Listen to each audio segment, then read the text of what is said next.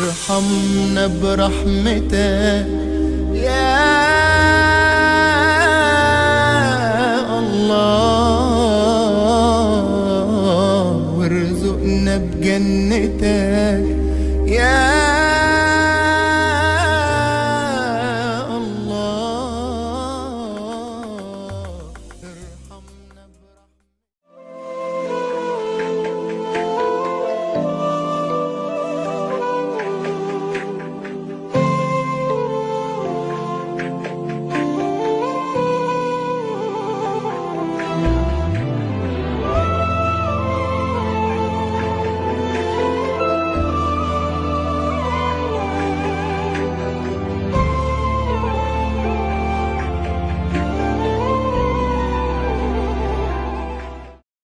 الفاتحة بنية الفتوح والمنوح والرسوخ وصلاح الجسد والقلب والروح وتوبة النسوح.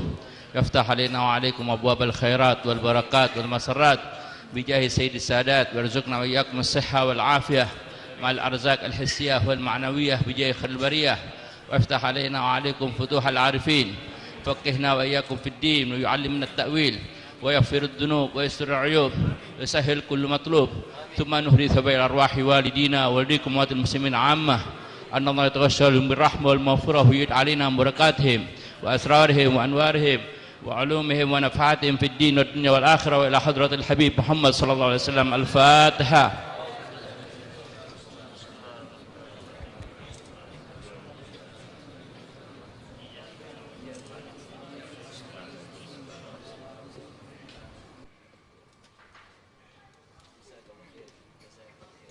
صلى الله على محمد.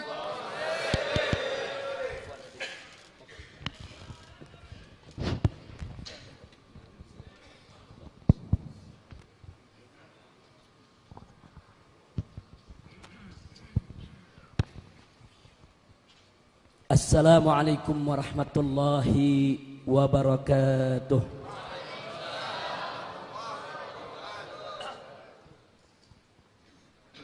Alhamdulillah, alhamdulillahilladzi arsala rasulahu rahmatan lil alamin. Alhamdulillah, alhamdulillahilladzi ja'ala nabiyyahu khataman nabiyyin. Alhamdulillah, alhamdulillahilladzi yaqulu fi haqqi sayyidil mursalin. Innallaha wa malaikatahu yusalluna 'alan nabi. Ya ayyuhalladzina amanu sallu 'alaihi wa sallimu taslima. Allahumma salli wa sallim wa barik alaih wa ala alihi wa ashabihi. Ashhadu an la ilaha illallah wahdahu la syarika lah, wa ashhadu anna sayyidana Muhammadan abduhu wa rasuluh la nabiyya ba'dah. Ahibba'il kiram, usikum jami'an wa nafsi bittaqwallah wa bita'ati rasulillahi sallallahu alaihi wasallam. Fanas'alallahu subhanahu wa ta'ala an yahdiyana ila siratikil mustaqim wa yaj'alana minal muttaqin wa yudkhilana jannatahu jannatan na'im bihaqqi sayyidil mursalin walhamdulillahi rabbil alamin. Taqabbalallahu minna wa minkum fataqabbal ya karim. Fadilatul habaib asy-syurafa wal masyaikh al fudala wal ulama al a'izza wa jami'il hadirin al ahibba'i rahimakumullah. Satu kehormatan bagi saya dan satu kebahagiaan tersendiri yang pada malam hari ini dengan izin Allah subhanahu wa ta'ala saya bisa berkumpul dengan para habaib, para masyaikh, para alim ulama, para kiai, para pemuda, segenap jamaah daripada Masjid Serang yang kita cintai ini. Dan mudah-mudahan pertemuan kita pada kesempatan malam hari ini akan menjadi penyebab turunnya rahmat dan barakah dari Allah Subhanahu wa taala. Secara khusus salam penghormatan kita sampaikan kepada orang-orang tua kita di sini. Wabil khusus kepada Habib Nagid Al-Haddad hafizahullah taala wa ra'ah, dan sahabat kami tercinta pengurus daripada masjid ini Al-Habib Abdurrahman Al-Haddad hafizahullah taala wa ra'ah, dan juga kepada semua habaib, semua masyaikh, semua ulama hafizahumullah taala wa ra'ahum, famatalallahu bituli hayatihim wa nafa'ana bi'ulumihim fid dini wad dunya wal akhirah, amin ya rabbal alamin. Ahibba'il kiram, pada kesempatan malam hari ini saya ingin mengingatkan diri saya khususnya dan segenap kaum muslimin pada umumnya bahwa agama yang kita peluk yaitu agama Islam yang dibawa oleh Nabi kita Sayyiduna Muhammad sallallahu alaihi wasallam merupakan agama yang penuh rahmat. Karena memang tidaklah diutus kita punya Nabi alaihi salatu wassalam melainkan sebagai rahmat untuk semesta alam. Wallahu subhanahu wa ta'ala qala wa ma arsalnaka illa rahmatal lil alamin. Tidaklah kami utus engkau wahai Nabi, kata Allah. Tidaklah kami utus engkau wahai Rasul illa melainkan rahmatan, sebagai rahmat lil alamin. Makna alamin masih wallah. Jadi apa saja selain Allah, semua makhluk yang ada di alam semesta ini yang diciptakan oleh Allah, semua masuk dalam makna alamin. Jadi kalau Nabi diutus oleh Allah sebagai rahmat untuk semesta alam, berarti Nabi diutus oleh Allah sebagai rahmat untuk malaikatnya, untuk manusianya, untuk tumbuhannya, untuk hewannya. Tidak peduli apakah manusia yang beriman, bahkan yang kafir sekalipun, saudara. Rahmatan lil alamin. Artinya kalau Nabi diutus sebagai rahmat untuk semesta alam, berarti syariat yang dibawa oleh beliau, ajaran yang beliau bawa, hukum dan aturan hidup yang beliau ajarkan kepada kita semua, kalau dijalankan dengan benar, kalau dijalankan dengan baik, sesuai aturan Allah dan Rasulullah sallallahu alaihi wasallam, niscaya syariat itu akan menebar rahmat ke semesta alam, ibadallah. Jangankan manusia, hewan dan tumbuhan pun tidak akan pernah terzalimi. Jadi kalau sekarang banyak tumbuhan terzalimi, hewan terzalimi, kenapa? Karena syariat Nabi yang tidak ditegakkan. Nah karena itu, secara lebih khusus lagi, saya ingin mengajak bahwa golongan umat Islam yang selama ini, dari dulu sampai hari ini, salafan wa khalafan, yang selalu menjaga nilai-nilai rahmat yang diajarkan Islam, tidak lain dan tidak bukan adalah kalangan ahlus sunnah wal jamaah. Karena ahlus sunnah wal jamaah ini merupakan madhaban wasatan, madhab pertengahan, madhaban mu'tadilan, madhab yang penuh keseimbangan. Gak sampai di situ, ahlus sunnah wal jamaah merupakan madhabul mahabbah, madhab cinta. Kenapa? Karena madhab ahlus sunnah sejak awal sampai hari ini dan sampai hari kiamat selalu pemikirannya, keputusan dan sikapnya berdiri atas dasar cinta. Nah, karena itu pada malam hari ini saya ingin mengajak, ayo mari kita lihat bagaimana Ahlus Sunnah wal Jamaah ini bisa menjadi disebut mazhab cinta, saudara? Yang pertama, Ahlus Sunnah ini merupakan satu mazhab yang menjunjung tinggi hubbullah wa rasulih, cinta kepada Allah dan Rasulnya. Yang kedua, hubbul al wal ashab, cinta kepada keluarga Nabi dan para sahabatnya. Yang ketiga, hubbul ulama wal umara, berdiri atas dasar cinta kepada para ulama maupun para pemimpin umara selama mereka berjalan di jalan Allah dan Rasulnya. Yang ketiga, saudara, hubbul usra wal ummah, diajarkan untuk cinta kepada keluarga dan cinta kepada segenap umat Islam. Bahkan yang kelima, hubbul alam wal insaniyah, Ahlus Sunnah wal Jamaah berdiri atas dasar cinta kepada alam dan cinta kepada kemanusiaan. Mari kita urai satu persatu, saudara. Kita mulai dari yang pertama, hubbullah wa rasulih. Allah berfirman dalam Al-Quranul Karim, faqala ta'ala, qul in kuntum tuhibbunallah fattabi'uni yuhibbukumullah. Luar biasa ini firman, saudara. Allah nyatakan kepada nabinya, qul, katakan hai nabi, katakan hai rasul, katakan kepada kau punya umat, in kuntum tuhibbunallah, hei umat Islam, jika kamu sungguh-sungguh betul-betul benar-benar cinta kepada Allah, fattabi'uni, maka ikutilah aku. Maksudnya ikuti Nabi, saudara.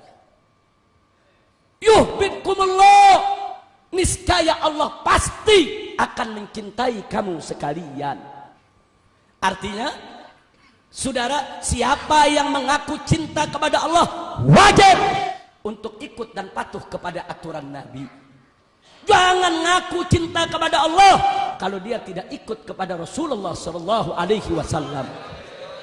Kenapa? Karena ikut kepada Rasulullah merupakan bukti otentik kalau seseorang itu cinta kepada Allah.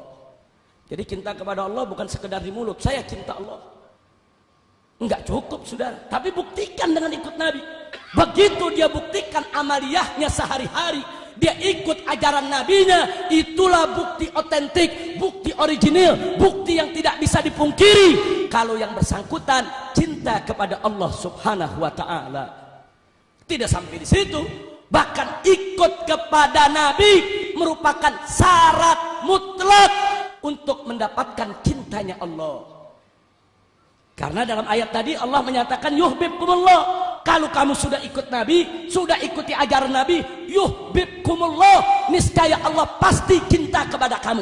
Jangan mimpi Allah cinta kepada kita, jangan mimpi kita mendapatkan cinta Allah kalau kita tidak ikut Nabi Sallallahu Alaihi Wasallam.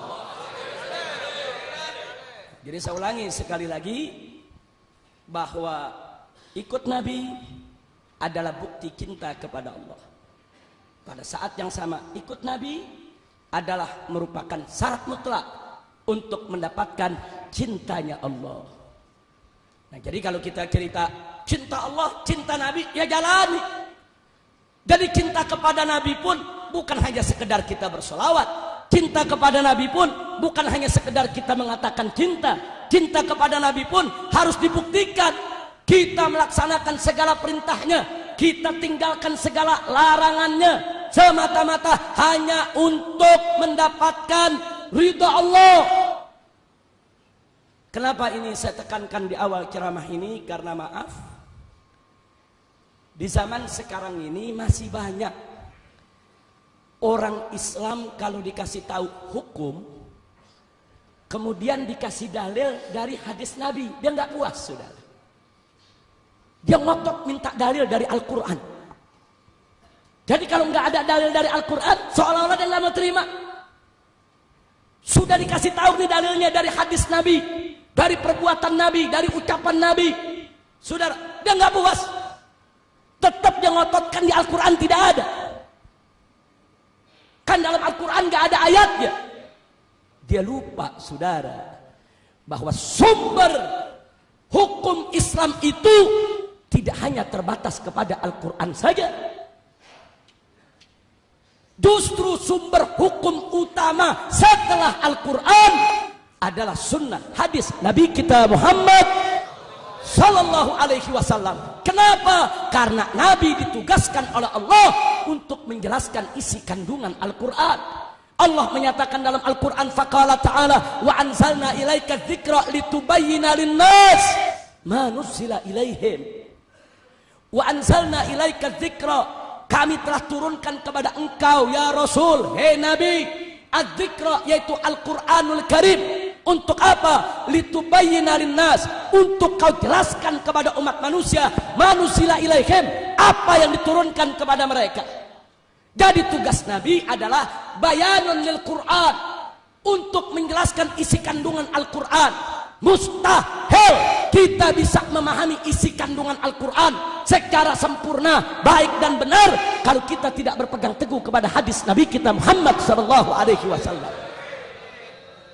Berapa banyak ayat Al-Quran yang mujmalah, ayat Al-Quran yang bicara tentang suatu hukum secara global. Seperti Allah menyatakan wa aqimus shalah, dirikanlah salat. Tapi Allah tidak pernah menjelaskan bagaimana caranya salat. Enggak ada dalam Al-Quran yang menceritakan salat itu diawali dengan takbiratul ihram yang diikuti dengan niat saudara. Kemudian dilanjutkan dengan doa iftitah, membaca suratul Fatihah. Kemudian membaca sebagian surat daripada Al-Quranul Karim. Ada ruku, ada i'tidal, ada sujud, ada duduk, ada yaitu daripada tumakninah dan lain sebagainya. Tidak ada dalam Al-Quranul Karim. Lalu kalau Allah perintahkan wa aqimus shalah, tegakkanlah salat. Bagaimana cara kita salat kalau kita tidak berpegang kepada hadis Nabi? Maka itu peranan Nabi, kata Allah, litubayyina linnas ma nuzila ilaihim. Engkau punya tugas ya Rasulullah, ya Habibullah, ya Nabi Allah, untuk kau jelaskan kepada manusia apa yang Allah turunkan kepada mereka. Makanya tentang sholat, Nabi kumpulkan sahabatnya. Apa kata beliau? Shollu kama ra'aitumuni usolli. Hei para sahabat, hei umat Islam, shollu, sholatlah kamu sekalian, kama ra'aitumuni usolli, sebagaimana kamu melihat aku sholat. Dari Nabi yang ngajarin. Ada takbiratul ihram, ada ruku, ada sujud saudara. Nabi yang jelaskan. Kalau kita terus nggak mau berpegang kepada hadis, hanya berpegang kepada Al-Quran saja, bagaimana cara kita menafsirkan ayat tadi saudara? Nah, ini sengaja saya tekankan khususnya kepada kaula muda. Kalau kita bicara hukum, sudah dikasih dalil dari hadis sahih dari Nabi, cukup. Walaupun di Al-Quran tidak ada, cukup itu sebagai dalil saudara. Karena apa yang diucapkan oleh Nabi tidak datang dari hawa nafsunya, itu semata-mata merupakan wahyu yang diwahyukan oleh Allah kepadanya. Wallahu subhanahu wa ta'ala qala wa ma yantiqu 'anil hawa in huwa illa wahyu yuha. Tidaklah sekali-kali Rasulullah sallallahu alaihi wasallam mengucapkan suatu ucapan dari hawa nafsunya. Tidak. Tapi apa yang beliau ucapkan adalah semata-mata merupakan wahyu Allah yang diwahyukan oleh Allah kepadanya. Jadi kalau kita bicara hukum, sudah dikasih dalil dari hadis, walaupun dalil tidak ada dalam Al-Quran, cukup kafa. Karena hadis adalah sumber hukum kedua setelah Al-Quranul Karim. Ada lagi di dalam Al-Quran ayat-ayat yang mutlaqah, ayat-ayat yang bicara hukum, tapi nggak ada penjelasan tentang batasannya saudara. Seperti Allah berfirman dalam Al-Quranul Karim, faqala ta'ala wasariqu wasariqatu faqta'u aydiyahuma. Pencuri laki-laki dan pencuri perempuan, potonglah tangan mereka. Ya, pencuri harus dipotong tangan. Tapi Allah nggak jelaskan yang dipotong tangan yang mana. Yang dipotong itu batas tangannya sampai mana? Apakah jarinya saja? Apa sampai pergelangan tangan? Apa sampai siku? Apa sampai ketiak? Enggak ada penjelasannya saudara. Lalu bagaimana kita mau jalankan hukum tersebut kalau kita tidak tahu batasannya, disitulah tugas Nabi. Litubayyina linnasi ma nuzila ilaihim. Disitulah tugas Nabi, jelaskan kepada umat Islam bagaimana cara melaksanakan hukum tersebut. Oh, ternyata yang dipotong untuk pencurian pertama kali tangan kanannya dari batas pergelangan tangan. Dari mana kita tahu? Dari penjelasan dan amal perbuatan Nabi kita Muhammad sallallahu alaihi wasallam. Enggak sampai di situ, saudara.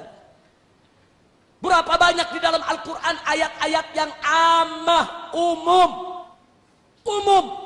Kalau kita jadikan sembarangan sebagai dalil, bisa rusak syariat ini, saudara. Seperti firman Allah dalam Al-Quranul Karim, faqala ta'ala, qul man harrama zinatallah allati akhraja li ibadih. Allah menyatakan, katakanlah, siapa yang mengharamkan perhiasan Allah yang Allah keluarkan untuk hamba-hambanya. Kalau kita hanya berpegang kepada ayat ini saja, maka semua perhiasan untuk semua umat Islam, laki maupun perempuan, halal. Tidak ada yang haram, saudara. Allah yang menyatakan, qul man harrama zinatallah allati akhraja li ibadih. Ini ayat namanya ayat umum. Kalau kita hanya berpegang kepada ayat ini saja, saudara, perhiasan apa saja, termasuk emas dan sutra, bagi perempuan, bagi laki-laki, halal. Tapi suatu ketika Nabi kasih tahu kepada para sahabat. Nabi pegang di tangan kanannya emas, Nabi pegang di tangan kirinya sutra. Kemudian Nabi mengatakan alaihi salatu wassalam, hadani haramani lidzukuri ummati. Kedua benda ini, kedua barang ini, emas dan sutra, haram bagi kaum laki-laki umatku. Subhanallah. Dari situ kita tahu ternyata ayat tadi sifatnya umum. Semua perhiasan halal kecuali, siapa yang mengecualikan? Nabi kita Muhammad sallallahu alaihi wasallam. Kalau kita tidak berpegang kepada hadis, kalau kita tidak ikut Nabi, kalau kita tidak patuh Nabi, kalau kita tidak taat Nabi, maka pengecualian tadi hilang dari benak kita, saudara. Betapa berbahayanya, rusak syariat Islam kalau umat Islam hanya berpegang kepada Al-Quran tapi nggak mau berpegang kepada penjelasan nabinya. Padahal Nabi kita Sayyiduna Muhammad sallallahu alaihi wasallam adalah manusia yang paling paham, paling mengerti akan isi makna kandungan Al-Quranul Karim. Tidak ada satu manusia pun di atas muka bumi ini, di alam semesta ini, yang lebih paham, yang lebih mengerti apa maksud isi kandungan Al-Quran yang lebih daripada Nabi kita Muhammad sallallahu alaihi wasallam.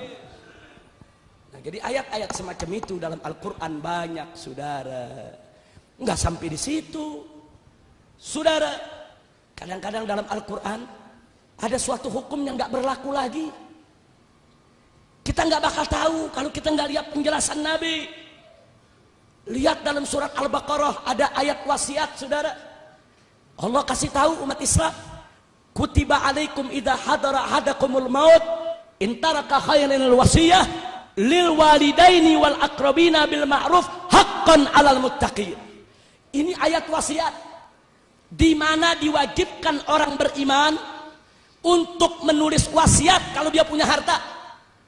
Wajib dia tulis wasiat untuk kedua orang tua, untuk kerabat dia, saudara. Wajib. Kalau disebut wajib, berarti kalau nggak dilaksanakan berdosa, saudara. Tapi kemudian turun surat An-Nisa ayat 11 dan 12. Allah rincikan bagian ahli waris. Berapa untuk anak, berapa untuk ibu, berapa untuk ayah. Kapan ibu dapat 1/6, kapan ibu dapat 1/3. Kapan itu anak perempuan dapat 2/3, kapan dapat 1/2, kapan dia dapat separuh daripada saudara laki-lakinya, saudara. Allah jelaskan dalam surat An-Nisa ayat 11 dan 12. Di ayat ke-13-nya Allah nyatakan tilka hududullah. Itu adalah ketetapan Allah, hukum Allah yang tidak boleh dilanggar. Ini ayat waris. Kalau kita nggak pegang hadis, nanti kita bingung yang mana yang mesti dilaksanakan. Wasiatnya wajib, warisnya wajib, saudara. Dua-duanya ayat Al-Quran. Nabi datang untuk menjelaskan. Nabi kasih tahu kepada para sahabatnya, la wasiyata li waris. Tidak ada wasiat untuk ahli waris. Illa kecuali biridha'il warasah. Kecuali dengan keridhaan para ahli waris. Dari sini kita tahu, oh kalau gitu ayat wasiat sudah batal kewajibannya, saudara. Dari mana kita tahu batal? Nabi yang jelaskan, saudara. Betapa berbahayanya kita mau bicara hukum, menggali daripada Al-Quranul Karim, kalau kita tidak melihat penjelasan Nabi. Nanti ayat-ayat yang sudah batal kita berlakukan lagi, saudara. Rusak syariat ini. Itulah peranan Nabi. Makanya Ahlus Sunnah wal Jamaah menjunjung tinggi hubbullah wa rasulih, cinta kepada Allah dan Rasulnya. Dalam arti kata, wajib kita berpegang kepada aturan Allah yang dituangkan dalam Al-Quranul Karim dan aturan Nabi yang dituangkan di dalam hadisnya, saudara. Makanya kalau ada kelompok ngaku Ahlus Sunnah tapi nggak mau pakai hadis Nabi, bohong dia Ahlus Sunnah, saudara. Ada orang ngaku Ahlus Sunnah tapi dia nggak mau pakai hadis Nabi kita untuk menjelaskan isi kandungan Al-Quran. Dusta. Nah, itu ciri pertama Ahlus Sunnah wal Jamaah, saudara, berpegang teguh kepada Al-Quran dan As-Sunnah. Ciri utama. Kalau nggak punya ciri ini dia bukan Ahlus Sunnah, saudara. Bohong. Walaupun dia teriak-teriak seantero dunia, saya Ahlus Sunnah. Walaupun dia sumpah berjuta kali, demi Allah, wallahi, tallahi, waimallah, saya Ahlus Sunnah. Tapi manakala dia sudah singkirkan sunnah Nabi, hadis Nabi di dalam menjelaskan isi kandungan Al-Quran, dia dusta, dia bohong. Dia bukan Ahlus Sunnah wal Jamaah, saudara. Nah, itu yang pertama. Makanya hati-hati, saudara. Di kita punya negeri masih banyak kelompok ini. Kelompok yang menolak hadis Nabi, sunnah Nabi. Alasannya cukup Al-Quran saja jadi imam kami. Itu bukan tuntunan daripada a'immah kita. Itu bukan tuntunan imam-imam kita, salaf kita, ajdad kita, bukan. Nah, inilah yang pertama yang ingin saya sampaikan, saudara, bahwa Ahlus Sunnah menjunjung tinggi cinta kepada Allah dan Rasulnya. Dalam arti siap mematuhi perintah Allah dan Rasulnya. Karena perintah Allah dan Rasulnya menjadi satu kesatuan yang tidak boleh dipisahkan.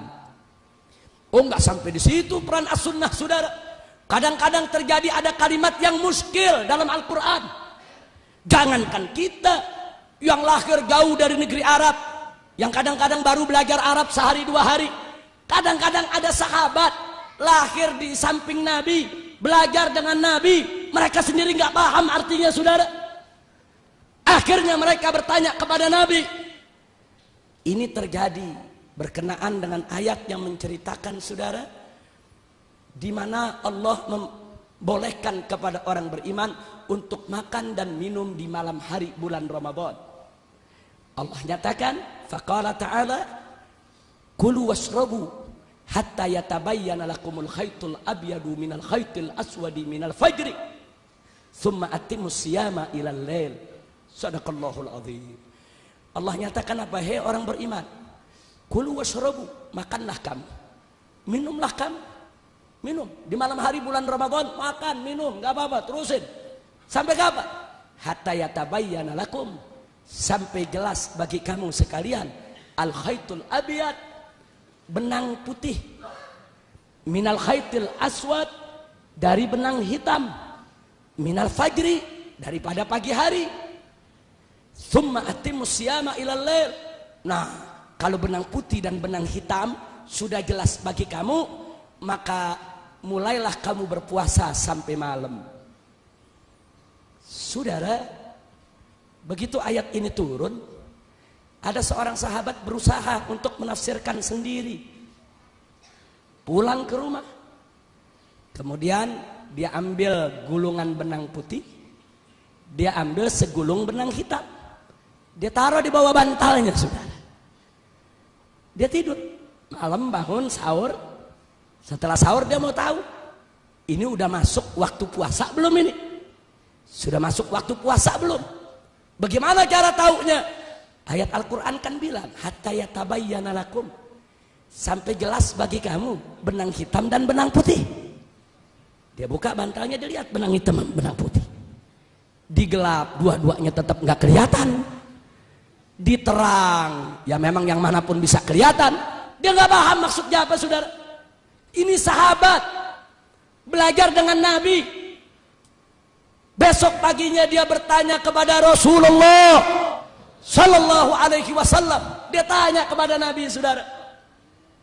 Begitu dia cerita, ya Rasulullah, aku simpan benang hitam dan benang putih di bawah bantal, ya Rasulullah. Nabi senyum, Nabi ketawa, saudara. Apa kata Nabi? Bukan itu maksudnya. Al-khaitul abiyat, yang dimaksud benang putih adalah bayadun nahar, terangnya cahaya siang. Dan yang dimaksud dengan al-khaitul aswad, benang hitam, adalah sawadul lail, kegelapan malam. Jadi pagi hari, saudara, kalau yang belajar ilmu falak, pagi hari coba lihat di ufuk sebelah timur, saudara. Tapi jangan ada halangan. Ufuknya cakrawala terbuka. Nah, itu kalau gelapnya malam dengan terangnya pagi masih saling mendominasi. Ntar kelihatan gelap, ntar sedikit kelihatan terang, ntar gelap lagi. Itu namanya fajr kadzib. Itu fajar bohong, belum subuh tuh. Nah, tapi begitu yang gelap sama yang terang, nah, sudah tidak saling mendominasi.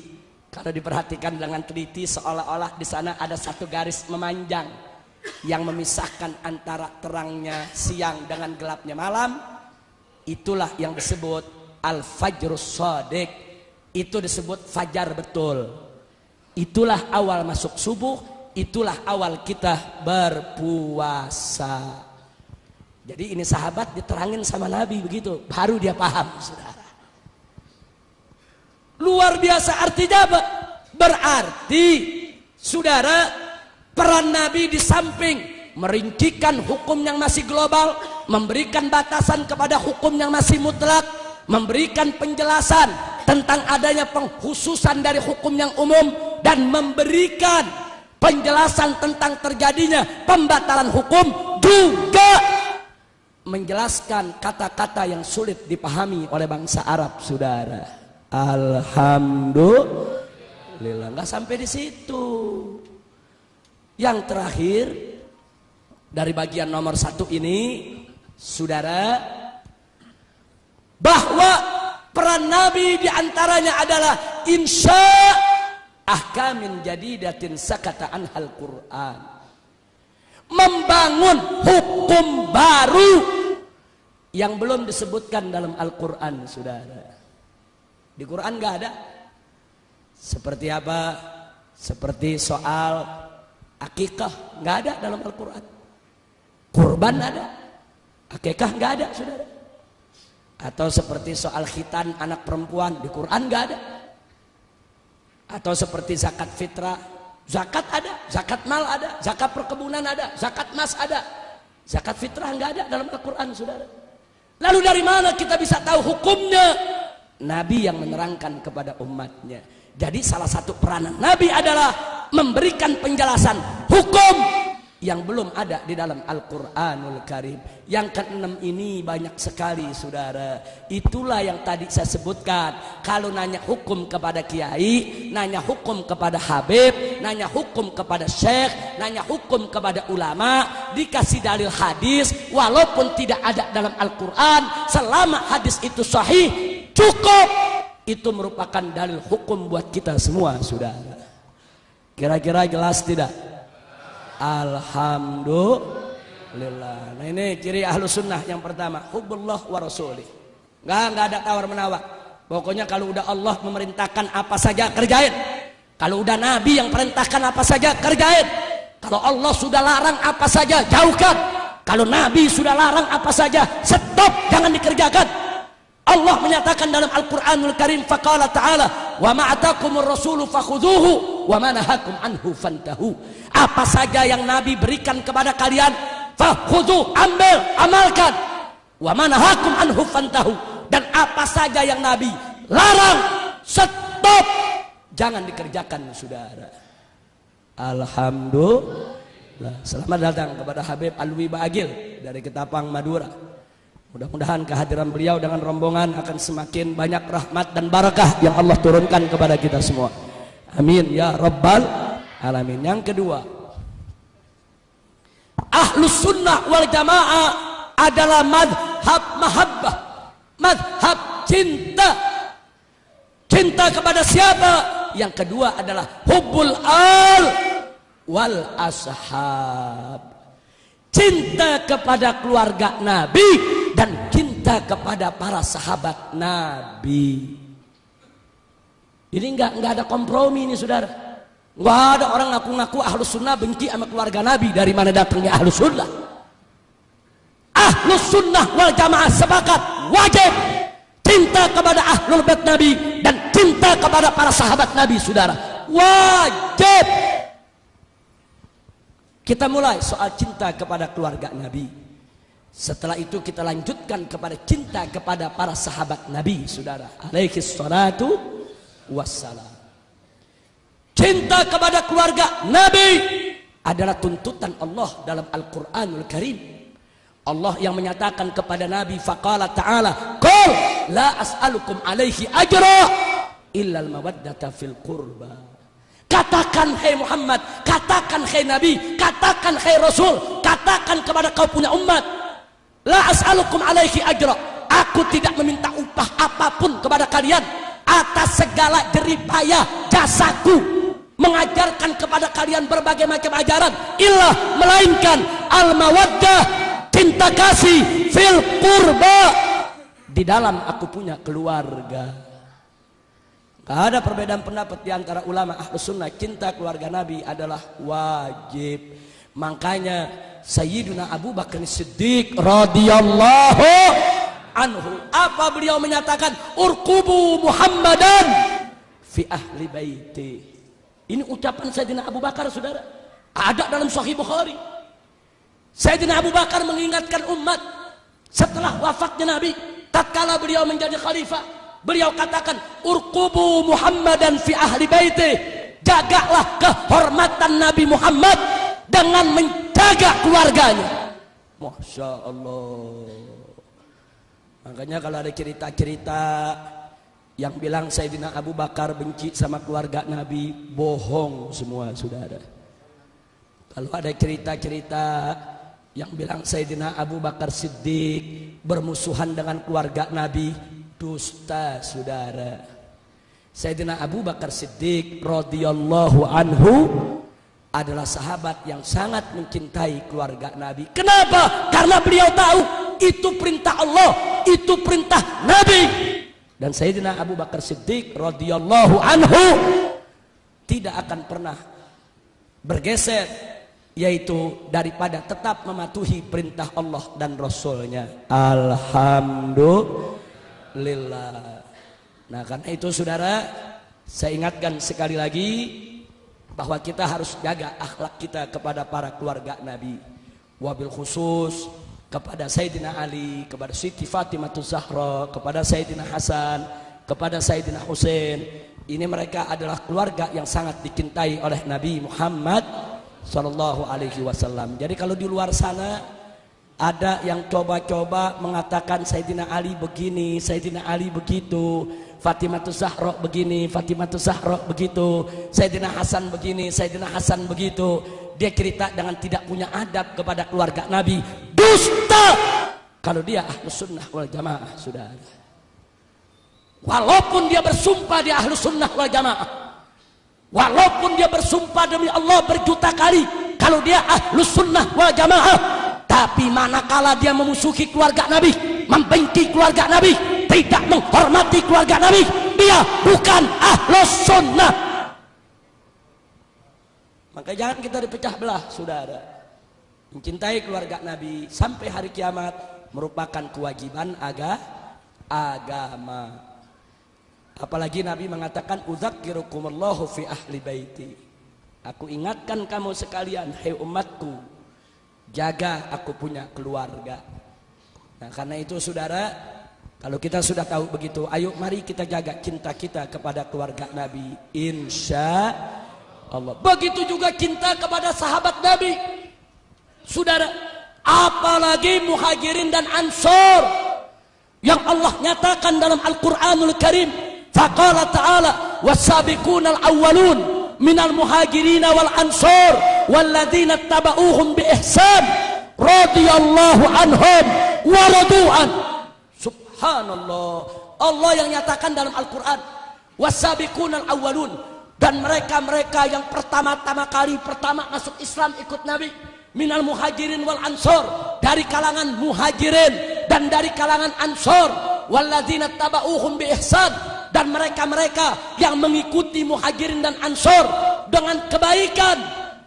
Apa dinyatakan oleh Allah? Radhiyallahu anhum, Allah ridho kepada mereka, wa radu'an, dan mereka juga ridho kepada Allah.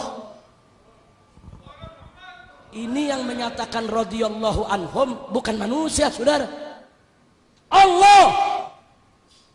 Jadi kalau kita sebut Sayyidina Abu Bakar Siddiq radhiyallahu anhu, Sayyidina Umar Ibn Khattab radhiyallahu anhu, Sayyidina Utsman ibn Affan radhiyallahu anhu, Sayyidina Ali ibn Abi Thalib radhiyallahu anhu. Ini bukan bid'ah, saudara. Allah yang menyatakan dalam Al-Qur'an, was-sabiqunal awwalun minal muhajirin wal ansar walladzina tabauhum bi ihsan radhiyallahu anhum wa radu'an. Jadi kita mengikuti apa yang Allah nyatakan dalam Al-Quran. Allah yang menyatakan, Allah ridho dengan muhajirin, Allah ridho kepada ansor. Kalau Allah ridho kepada mereka, maka tidak ada pilihan bagi kita kecuali kita juga wajib ridho kepada mereka, saudara. Alhamdulillah. Jadi hati-hati, saudara, hati-hati. Ini zaman penuh fitan. Penuh fitan. Banyak orang-orang yang tidak punya malu sekarang ini, saudara.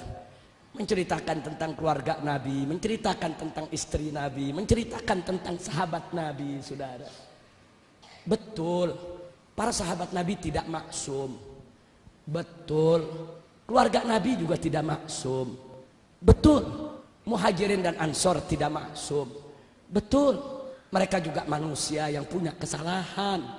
Tapi kedudukan mereka tidak sama dengan kedudukan kita. Ridho yang mereka dapatkan dari Allah untuk mereka tidak sama dengan apa yang kita dapatkan dari Allah. Jasa-jasa mereka saat memperjuangkan Islam bersama Nabi tidak akan pernah bisa kita tandingi, saudara.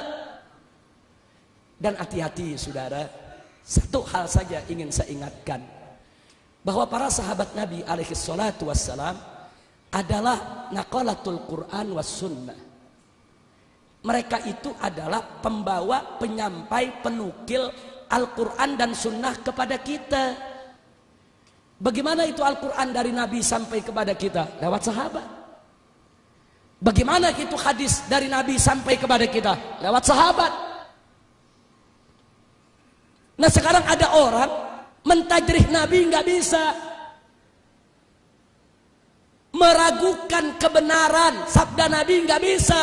Tapi bagaimana caranya supaya sabda Nabi itu diragukan? Ragukanlah para sahabatnya. Ini yang berbahaya, saudara. Jadi kalau sudah sahabat Nabi kita tidak percaya, kita curigai, lalu bagaimana dengan Al-Quran dan hadis yang dari Nabi kepada kita lewat mereka? Kalau para sahabat Nabi tidak bisa dipercaya, kalau para sahabat Nabi patut dicurigai, kalau para sahabat Nabi tidak jujur dan amanat, berarti Al-Quran dan hadis yang sampai kita penuh kecurigaan, saudara. Hati-hati, hati-hati, saudara. Ya, mereka punya salah, tapi kesalahan mereka bukan untuk kita pergunjingkan, berbahaya. Ya betul, mereka punya salah, tapi kesalahan mereka bukan untuk kita besar-besarkan, berbahaya. Nanti kalau sahabat Nabi sudah tidak dipercaya, kalau umat Islam sudah seenaknya, semau-maunya bicara tentang sahabat Nabi, mencaci maki sahabat Nabi, lalu siapa yang bisa dipercaya menyampaikan Al-Quran dan hadis kepada kita? Al-Quran dari Nabi sampai kepada kita lewat sahabat, hadis dari Nabi sampai kepada kita lewat sahabat. Karena itu saudara, ulama mengamanatkan kepada kita, hati-hati. Bicara tentang para sahabat Nabi, hati-hati. Bukan kita nggak boleh mengkaji sejarah, boleh. Sejarah harus dikaji, sejarah harus digali. Bukan nggak boleh kita tahu tentang kesalahan ijtihad mereka, boleh. Tapi kesalahan ijtihad sebagaimana kita ketahui saudara, seorang mujtahid bila berijtihad salah, dia masih tetap dapat pahala 1. Kalau benar dia dapat pahala 2. Tanamkan husnuzon kepada keluarga Nabi dan para sahabatnya. Jadi jangan kita membangun madhab atas dasar suudzon. Jangan kita mendirikan madhab atas dasar curiga, atas dasar bughut, hikit, benci, iri, dengki. Madhab Ahlus Sunnah berdiri atas dasar cinta, saudara. Cinta kepada Allah dan Rasulnya, cinta kepada keluarga Nabi dan para sahabatnya. Alhamdulillah. Nggak ada. Kita nggak diajarkan untuk membangun mazhab kita atas dasar benci, iri, dengki, caci maki, saudara. Nggak ada. Nah, untuk itu mari kita lihat bagaimana Sayyidina Ali ibn Abi Thalib radhiyallahu anhu ketika berhadapan dengan kalangan Khawarij. Ini Khawarij nggak tanggung-tanggung, saudara. Bukan hanya mencaci maki Sayyidina Ali, bahkan mengkafirkan Sayyidina Ali. Mereka kafirkan depan Sayyidina Ali, mereka kafirkan Sayyidina Ali itu kafir, kata mereka. Bukan hanya sampai mengkafirkan, bahkan mereka menghalalkan darah Sayyidina Ali untuk ditumpahkan, saudara. Sayyidina Ali ketemu sama mereka. Sayyidina Ali dengar bagaimana mereka mencaci maki Sayyidina Ali, mengkafirkan Sayyidina Ali, menghalalkan darah Sayyidina Ali. Kemudian Sayyidina Ali ditanya oleh para sahabatnya, bagaimana nih mereka hukumnya? Apa mereka kafir? Apa mereka munafik? Apa jawab Sayyidina Ali? Hum ikhwanuna bagaw alaina. Subhanallah. Mereka saudara kita, cuma mereka membangkang kepada kita. Subhanallah, jawaban yang penuh adab, jawaban yang penuh akhlak, jawaban saudara yang penuh tata krama luar biasa. Saya mau tanya jujur, kalau anda di zaman sekarang ketemu orang depan muka anda mengatakan lu kafir, lu boleh dibunuh, kira-kira bagaimana anda bilang? Anda ditanya tuh orang bagaimana, ngafirin lagi? Lu ketika lu yang kafir, kan begitu. Dia udah ngafirin kita, ngalarin darah kita, saudara. Enggak, Sayyidina Ali enggak mengatakan mereka kafir, tidak. Bahkan Sayyidina Ali mengatakan kepada mereka, kami tidak larang kalian sholat di masjid kami. Kami tidak larang kalian berkumpul dengan kami. Dan kami tidak akan angkat senjata kepada kalian selama kalian tidak angkat senjata kepada kami. Subhanallah. Makanya Khawarij nggak pernah diperangi oleh Sayyidina Ali kecuali setelah mereka angkat senjata, saudara. Begitu mereka angkat senjata, begitu mereka mengganggu orang-orang beriman, begitu mereka seenaknya membunuh kaum muslimin, diperangi oleh Sayyidina Ali, saudara. Tapi saat mereka belum angkat senjata, diajak dialog oleh Sayyidina Ali. Kenapa kalian kafirkan aku?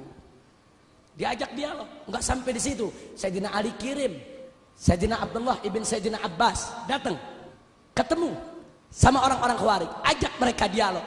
Ribuan orang Khawarij taubat di tangan Abdullah ibn Abbas, saudara. Kembali ke jalan Allah. Nah, ini sikap-sikap semacam ini, sikap-sikap terpuji yang perlu untuk kita suburkan dalam kehidupan kita di zaman sekarang ini, saudara. Insya Allah. Jadi para sahabat Nabi ini luar biasa. Mereka orang-orang mulia.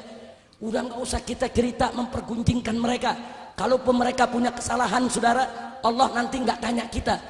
Saudara, nanti dikubur kita nggak ditanya apa kesalahan Abu Bakar, nggak ada. Kita nggak ditanya apa kesalahan Ali, nggak ada, saudara. Nggak ada. La tus'alun amma ya'malun, saudara. Engkau tidak akan ditanya tentang apa yang mereka perbuat. Tilka ummatun qad halat laha ma kasabat wa lakum ma kasabtum. Nah, jadi ini akhlak daripada ahlus sunnah wal jamaah. Jadi ahlus sunnah tuh akhlaknya luar biasa, nggak mau sembarangan main kaki maki sahabat, mempergunjingkan sahabat, nggak ada saudara. Akhlak kita jaga. Nah di zaman sekarang ini kan jadi fitnah, apalagi ini zaman Twitter, zaman Facebook. Itu kalau udah di Twitter, di Facebook, innalillahi wa inna ilaihi raji'un. Seenak-enaknya orang. Ada yang mencaci maki Siti Aisyah, ada yang mencaci maki Siti Hafsah. Emang mereka pikir siapa saudara? Sayyidatuna Aisyah radhiyallahu taala anha adalah salah satu daripada istri Nabi yang tercinta, daripada ummahatul mukminin. Kalau ada yang mengatakan sahabat Nabi jelek, istri Nabi jelek, berarti mengatakan Nabi kita istrinya jelek. Berarti mengatakan Nabi nggak becus pilih istri. Masya Allah. Apa kita lebih hebat dari Nabi alaihi salatu wassalam? Allah tidak akan biarkan kalau ada perempuan tidak benar berdiri di sisi Nabi, saudara. Jadi kalau kita katakan sahabat Nabi yang A, yang B, yang C, yang D, ini semua rusak, berarti Nabi sahabatnya orang rusak. Berarti Nabi nggak becus pilih teman. Na'udzubillah min dzalik, nastaghfirullahal azim. Saya mau tanya semua yang ada di sini, Nabi kita mulia tidak? Nabi mampu tidak pilih istri? Nabi mampu tidak pilih sahabat? Nabi bisa membedakan orang baik dan orang jahat tidak? Takbir. Sallu ala Nabi. Hati-hati saudara, hati-hati. Kalau anda punya kritik terhadap 1-2 sahabat, bukan nggak boleh, bukan. Tapi sampaikan kritik itu dengan ilmu, dengan adab, dengan argumentasi, dan dengan tetap husnudzon, bukan dengan suudzon, bukan dengan kebencian, bukan dengan hikit, bukan dengan bukut, bukan dengan iri dan dengki, bukan. Kita nggak ada apa-apanya dibandingkan dengan para keluarga Nabi yang dulu berjuang dengan Nabi, dan dibandingkan dengan para sahabat Nabi yang dulu banyak berkorban untuk Allah dan Rasulnya. Mudah-mudahan Allah memberikan petunjuk kepada kita dan kepada semua saudara-saudara kita. Amin ya rabbal alamin. Jadi kalau sekarang kita dengar ada orang ingin mengkritik para sahabat Nabi, saudara, kewajiban kita untuk berdakwah kepada mereka. Ajak, ayo kita bicara, ayo duduk bareng. Hat burhanakum in kuntum shadiqin. Ayo tunjukkan apa kau punya dalil, apa kau punya argumentasi. Mari, kalau memang kau benar, tunjukkan argumentasimu, tunjukkan dalilmu. Nah ini saatnya para ulama, para habaib, para masyaikh, para kiai yang punya ilmu nggak boleh diem, saudara. Nggak boleh. Jadi kalau ada sahabat dihina, istri Nabi dihina, keluarga Nabi dihina, saudara, ulama mesti bicara.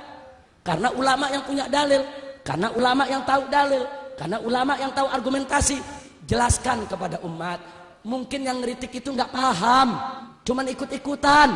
Mungkin yang nyela tadi nggak ngerti, cuman ikut-ikutan. Yuk kita ajak. Kenapa kau bilang Sayyidina Ali begini? Kenapa? Apa dalilmu? Kenapa kau katakan Siti Fatimah begini? Kau baca kitab apa? Kenapa kau katakan Siti Aisyah begini dan begitu? Apa sih argumentasimu? Tanya. Beri kesempatan dia bicara, saudara. Oh saya baca di buku begini. Coba mana bukunya? Ayo sama-sama kita lihat. Nih saya juga punya buku nih. Ini cerita yang sebenarnya. Itu cerita nggak benar. Jadi orang insya Allah akan sadar kembali ke jalan yang benar, saudara. Insya Allah. Nah jadi ini tugas ulama. Tapi kalau yang bukan ulama jangan sok berdebat. Kalau nggak tahu sok berdebat lagi. Ya akhirnya tonjok-tonjokan, saudara. Jangan, kalau nggak punya dalil bukan ulama udah diam. Serahkan aja kepada ulamanya, biarkan ulamanya menjelaskan kepada umat. Insya. Maka itu saya mau tanya semua yang ada di sini, siap cinta kepada Allah, siap cinta kepada Rasul, siap cinta kepada Ahlul Bait, siap cinta kepada para sahabat. Takbir. Sallu ala Nabi. Allahumma salli wa sallim alaihi. Yang ketiga, Ahlus Sunnah wal Jamaah membangun madhabnya atas dasar hubbul ulama wal umara, cinta kepada ulama dan penguasa.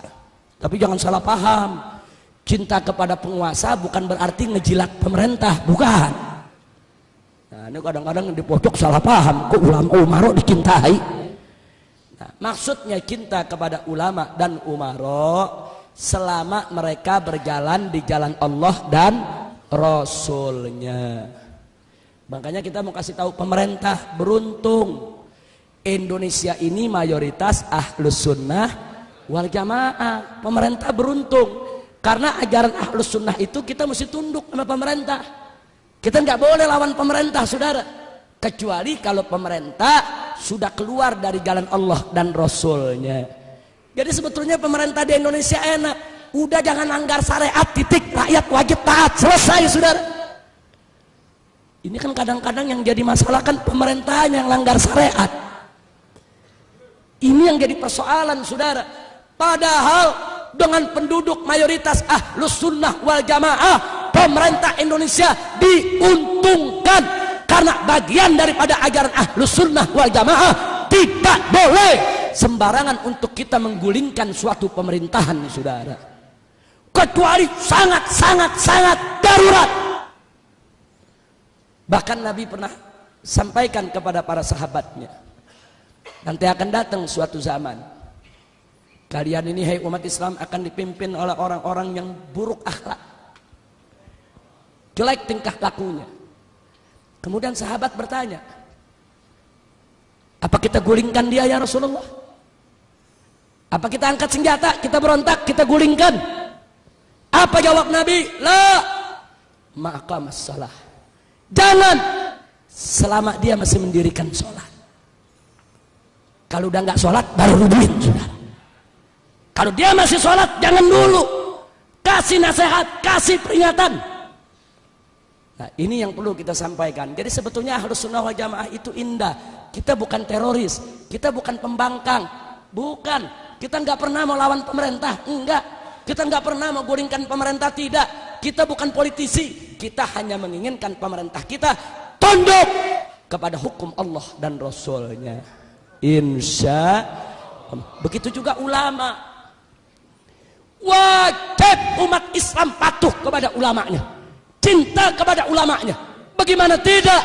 Allah nyatakan dalam Al-Quranul Karim, faqala ta'ala, yarfa'illahu alladhina amanu minkum walladhina utul ilma darajat. Allah meninggikan kedudukan orang-orang beriman di antara kamu dan orang-orang yang memiliki ilmu. Allah tinggikan kedudukan mereka beberapa derajat. Kalau ulama ditinggikan derajatnya oleh Allah, maka umat Islam wajib meninggikan derajat para ulama sebagaimana Allah meninggikan derajat mereka. Wajib umat Islam memuliakan para ulama sebagaimana Allah memuliakan mereka, saudara. Dan Nabi mengatakan dalam satu hadis, atau kama qala Nabi sallallahu alaihi wasallam, al ulama warathatul anbiya. Ulama itu adalah pewaris Nabi. Maka itu, saudara, tunduk kepada ulama dan umara wajib, tapi dengan syarat selama ulama dan umaranya berada di jalan Allah dan Rasulnya. Makanya dalam Al-Quran Allah berfirman, faqala ta'ala, ya ayyuhalladzina amanu ati'ullah wa ati'ur rasul wa ulil amri minkum.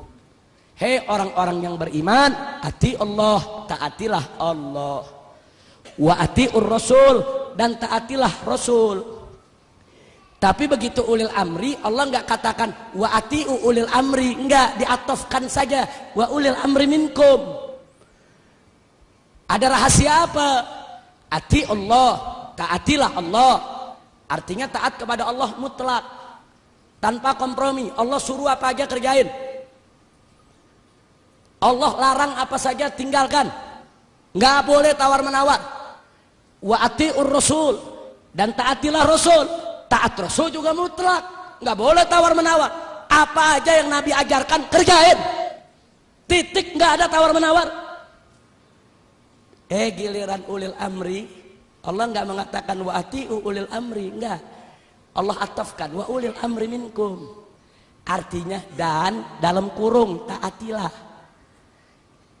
ulil amru kamu sekalian. Siapa ulil amri? Ulama dan umara, saudara. Nah, lalu kenapa kok nggak pakai atiu diatofkan? Ada isyarat bahwa kita wajib taat kepada ulil amri kalau ulil amrinya ikut Allah dan Rasulnya. Kalau ulil amri baik ulama ataupun umara tidak ikut Allah, tidak ikut Rasulnya, haram untuk kita ikut kepada mereka. Nah, jadi karena itu saudara, taat kepada Allah mutlak, taat kepada Rasulullah mutlak, taat kepada ulama dan umara bersyarat. Tidak mutlak saudara, syaratnya mereka ikut Allah dan Rasulnya. Mudah-mudahan ulama dan umara kita ikut Allah dan Rasulnya.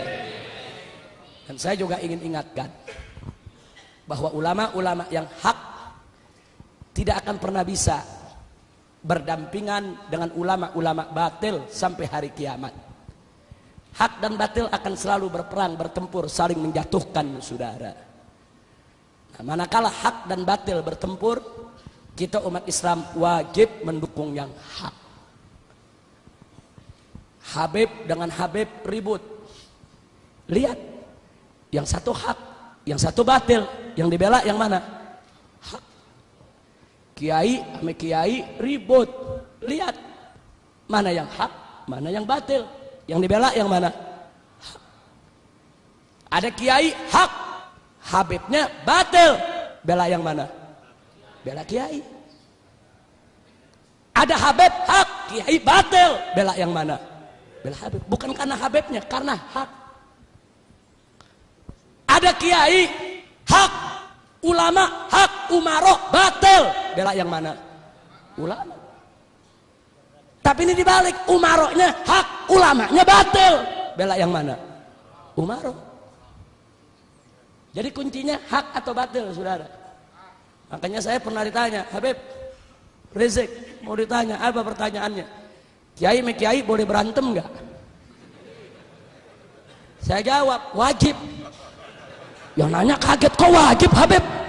Ya bu, ya kiai sama kiai wajib berantem. Kalau kiai yang satu hak, yang satu batil, wajib. Tapi kalau kiainya sama-sama hak, haram mereka bertikai saudara. Kalau habibnya sama-sama hak, haram mereka bertikai saudara. Kira-kira jelas gak? Jangan ntar pulang dari sini kata Habib Rizik kiai sama kiai mesti berantem. Nah, enggak begitu maksudnya, yang hak dengan yang batil. Tapi alhamdulillah kita bersyukur kepada Allah, di negara Republik Indonesia ini ulama dan kiai yang istiqomah jauh masih lebih banyak dibandingkan mereka-mereka yang jalan menyimpang dalam kebatilan saudara. Alhamdulillah. Makanya jangan jauh-jauh, yaitu dari majelisnya para habaib, majelisnya para kiai, ikuti mereka semua saudara. Mudah-mudahan Allah menyelamatkan kita, amin ya rabbal alamin. Nah karena itu setelah panjang debat, saya sampaikan tadi, tentunya masih ada yang keempat dan kelima. Yang keempat dan kelima saya tidak bahas lagi saudara, tapi saya hanya sekedar mengingatkan, Ahlus Sunnah wal Jamaah wajib cinta kepada kedua orang tuanya, cinta kepada keluarganya, dan cinta kepada segenap umat Islam. Kenapa ini saya tekankan soal orang tua? Sebab zaman sekarang ada kelompok-kelompok yang mengatakan sangat Islam tapi kurang ajar sama orang tua sudah. Jadi kalau orang tuanya dianggap bukan kelompok dia, nggak ada urusan. Bagi dia gurunya lebih hebat dari orang tuanya. Kadang-kadang saudara, dia tidak menghormati orang tua, sampai-sampai anak perempuan yang ikut majelis tersebut mau kawin, cukup ustadznya aja yang kawinin, nggak ada urusan sama bapak sama ibunya. Oi, Ahlus Sunnah wal Jamaah wajib kita junjung tinggi kedua orang tua kita saudara. Jangankan orang tua yang beriman kepada Allah, yang muslim, sampai kedua orang tua kafir saja nggak boleh kita kurang ajar. Ini didikan Ahlus Sunnah wal Jamaah saudara. Orang tua taruh di kepala, selama orang tua kita tidak memerintahkan kita maksiat kepada Allah, wajib untuk kita ikuti, kita patuhi saudara. Orang tua kita itu kunci kita masuk surganya Allah. Ridha Allah fi ridhal walidain. Ridha Allah itu ada di ridha kedua orang tua. Dari mana itu majelis-majelis atau organisasi-organisasi atau kelompok-kelompok yang seenaknya memisahkan anak dari orang tuanya, mengajarkan anak kurang ngajar kepada orang tua. Ahlus sunnah wal jamaah menjunjung tinggi kedua orang tua di atas kepala, saudara. Jangankan beriman, kafir sekalipun nggak boleh kita kurang ngajar, saudara. Maka itu saya mau tanya, ahlus sunnah indah tidak? Indah tidak? Makanya tadi saya katakan ini madhab cinta, saudara. Ini bukan madhab bugut, bukan madhab hikit, bukan madhab benci, madhab kasih sayang. Kita diajarkan cinta sama kedua orang tua kita, cinta sama keluarga kita, cinta sesama umat Islam. Sampai-sampai, saudara, Nabi mengatakan kepada para sahabat, unsur akhaka zaliman au mazluman. Kata Nabi, hei umat Islam, tolonglah saudaramu yang zalim maupun yang dizalimi. Sahabat bertanya, ya Rasulullah, nansurhu in kana mazluman. Tentu kami tolong dia kalau dia itu dizalimi. Wa kaifa nansuruhu in kana zaliman? Tapi bagaimana cara kami tolong dia kalau dia sendiri yang berbuat zalim? Bingung sahabat. Jadi Nabi kasih tahu sahabat, tolong saudaramu yang zalim maupun yang dizalimi. Sahabat bertanya, ya Rasulullah, kalau yang dizalimi tentu kita bela. Tapi kalau yang zalim bagaimana belanya? Apa kata Nabi alaihi salatu wassalam? Tahjuzuhu an zulmihi. Kau cegah dia dari kezalimannya. Fadzalika nasruh. Begitulah cara menolongnya. Subhanallah. Jadi kalau ada saudara kita yang zalim, tolong. Caranya cegah dia dari kezalimannya. Ada saudara kita nenggak minuman keras, jangan ditinggal, tolong. Bagaimana nolongnya? Cegah dia, jangan sampai dia menenggak minuman keras. Jadi tolong dia bukan beliin minuman keras. Kalau ada saudara kita judi, tolong cegah dia dari perjudiannya. Ini Nabi yang suruh, saudara. Jadi jangan dulu kita mengaku bersaudara sesama orang beriman, manakala kita dapatkan saudara muslim kita berbuat maksiat, kita biarkan. Korupsi kita biarkan. Judi kita biarkan, melacur kita biarkan, minuman keras kita biarkan, haram, nggak boleh. Tolong dia, selamatkan dia.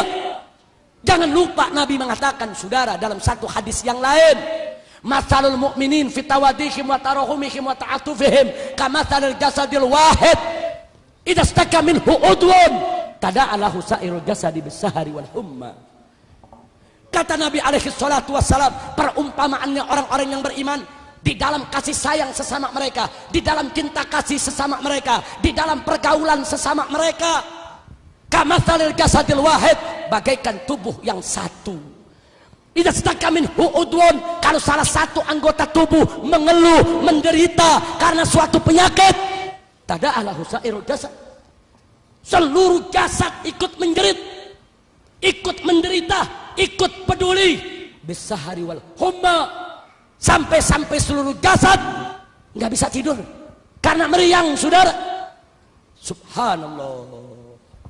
Saya mau tanya, kalau di tangan kita ada bisul besar, itu bisul ngebuat sakit, kira-kira kepala ikut pusing tidak? Biasanya badan meriang tidak? Kalau kepala pusing, badan meriang, bisa tidur? Yang bisul tangan, yang sakit tangan, kepala peduli, ikut pusing, sekujur badan peduli, ikut meriang, mata peduli, nggak bisa tidur. Begitulah Nabi mengumpamakan persaudaraan kita, saudara. Nabi kasih tahu perumpamaan orang yang beriman seperti itu.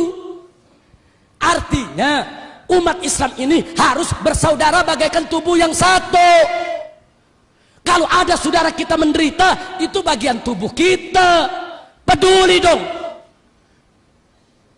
Jadi jangan melulu orang cerita, mari kita tegakkan persatuan, mari kita bersaudara, tapi dia tidak peduli dengan penderitaan saudaranya. Omong kosong.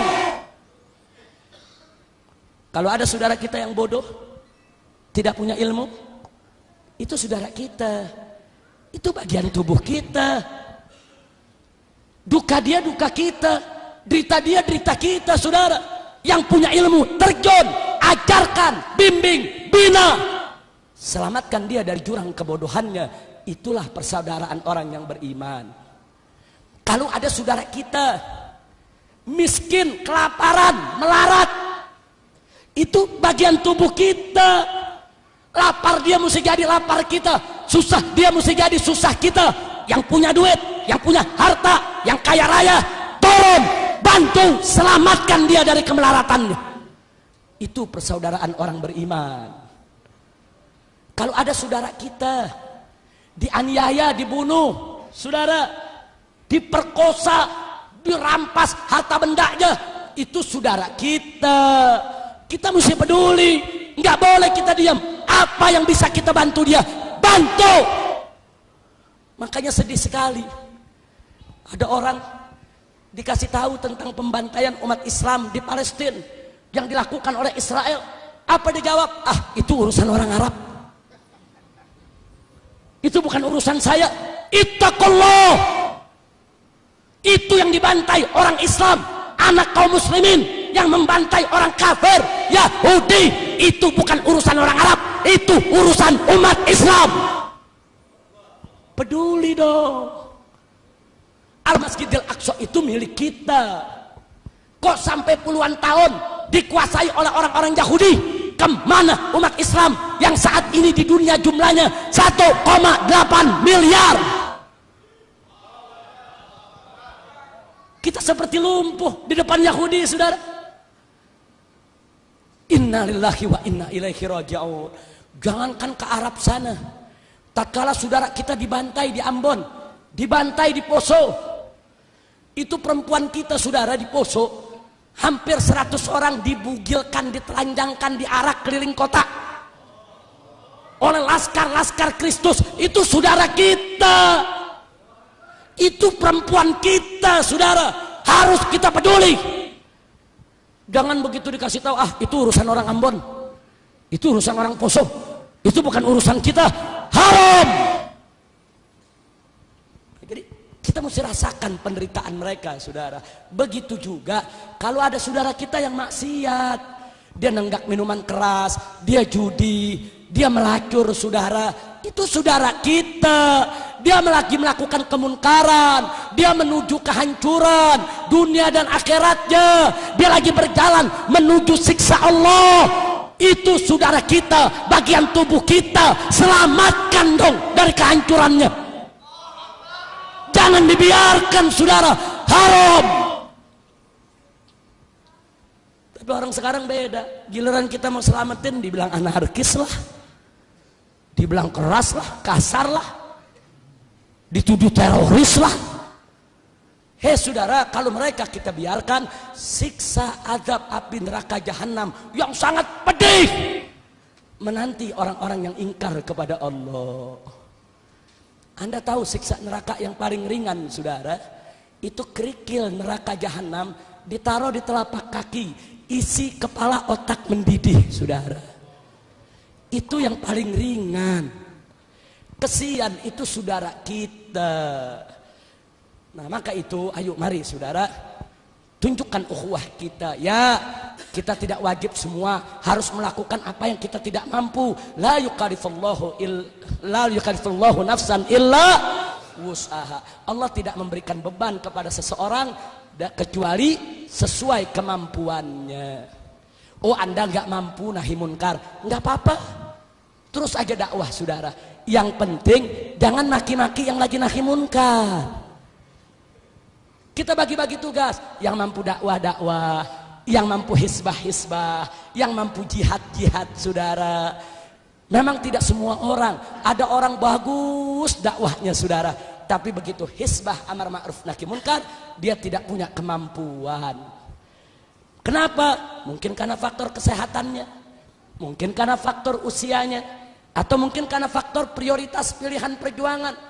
Dia kiai pimpinan pondok pesantren, muridnya ada 20.000. Kalau dia ikut amar ma'ruf nahi munkar, besok ditangkap di penjara. Bagaimana santri yang 20.000? Oh kalau begitu dia nggak usah ikut, cukup dia ajar santrinya saja. Nggak apa-apa saudara. Bagi tugas, bagi tugas. Ini jangan yang dakwah penuh kelembutan, lupa diri, nyala-nyalain yang amar ma'ruf nahi munkar. Apa tuh amar ma'ruf nahi munkar begitu tuh? Keras, kasar, bukan cara Nabi. Oh, itu teroris. Begitu juga saudara, orang yang amar ma'ruf nahi munkar, yang jihad banyak, tapi dia nggak mampu dakwah dengan lembut. Nah tiap hari kerjaannya perang, disuruh lembut nggak bisa, disuruh ceramah aja dia teriak-teriakan. Memang udah begitu modelnya. Nggak apa-apa, teruskan jihadnya. Teruskan amar ma'ruf nahi munkarnya. Lalu bagaimana dakwah yang penuh kelembutan? Serahkan kepada ahlinya. Kan banyak orang-orang yang ahli dalam kelembutan, dalam kearifan, dalam kebijakan. Bagi-bagi tugas saudara. Jangan yang jihad sok jago. Dia merasa dirinya paling hebat, paling benar, paling berani. Sementara kiai yang dakwah dengan lembut dihina. Apa tuh kiai lembut-lembut kayak kue apem? Ada nggak yang model begitu? Ada, dia hina saudara, sombong, sok jago. Nggak boleh saudara. Kadang-kadang di masjid yang dibuka kitab soal toharoh, dikelak sama dia. Itu tiap hari ngaji di masjid, babnya toharoh, yang diomongin air dulu, lama-lama jamaah jadi mujair semua. Saya mau tanya, sombong tidak? Sombong tidak? Allah nggak suka manusia sombong saudara. Nah maka itu saya ajak kita bagi-bagi tugas. Nah sebelum saya akhiri, saya berikan analogi perumpamaan.